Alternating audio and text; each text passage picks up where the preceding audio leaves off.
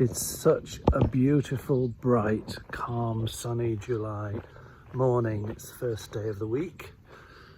Monday morning, I'm in Overhaddon and I am taking advantage of a gap between meditation with John and guests this morning in Bakewell Church and writing my journals and a dentist appointment a little later, and I thought, why not go for a walk?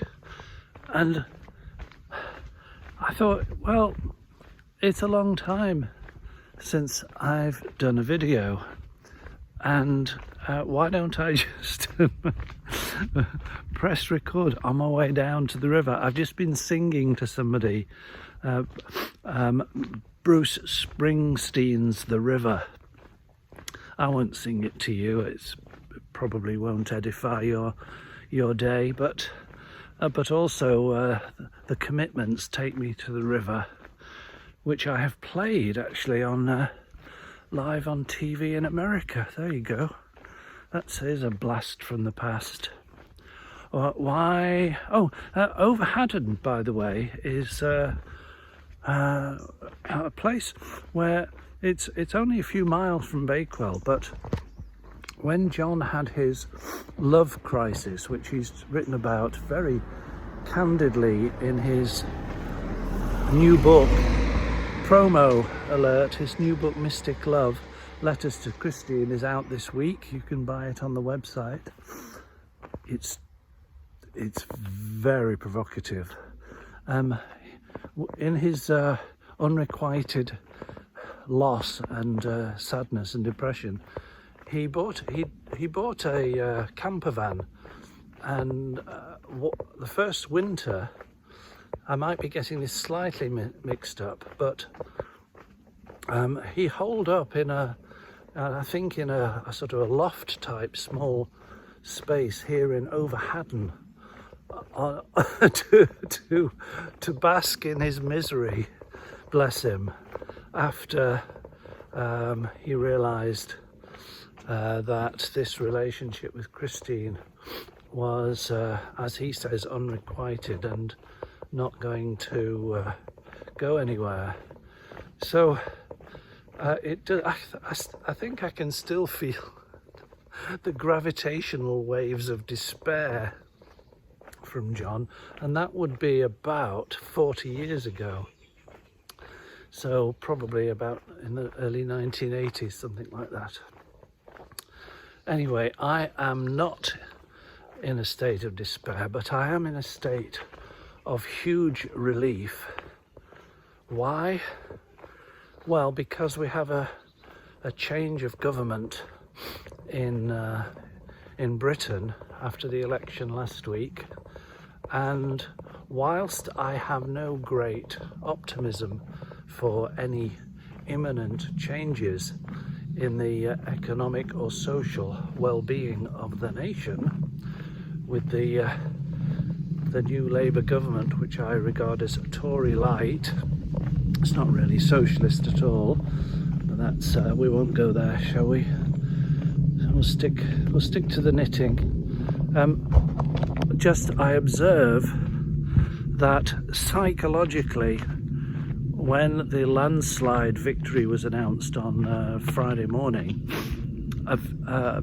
a majority of 170 in Parliament, which is extraordinary, seeing as they were unelectable just 5 years ago. Psychologically, and I've shared this with one or two friends who feel the same, it's an enormous sense of relief. I likened it to, bear with me on this, because of course this is my personal view in relation to politics, and you're not supposed to talk about it, are you? But I am. Enormous relief. It feels like a poison has been extracted and spat out. The poison of the Tory me first, there's no such thing as society, venal, lying, selfish. Anyway, I don't need to go there. But whatever the new government, it feels clean. Now, I know that's probably treading on thin ice a bit, because, of course, no bunch of professional politicians are squeaky clean. But I feel as though there's an opportunity for, yes, a clean sweep. Not even in practical or economic or budgetary finance or tax. I'm not talking about that. I mean just values and a mindset that the new Prime Minister Keir Starmer has emphasised recently in his new position, shifting the emphasis from what he calls performance politics to what he calls public service politics. Now, call me an old-fashioned fuddy-duddy, but that's what politics is supposed to be, isn't it? Public service, not personal gain. Or am I deluded? Have I been hoodwinked by the powerful elite all these years? I am going to pause there, because politicians and governments will always come and go. This Lathkill Dale is the most beautiful local dale, and I haven't walked here for several years.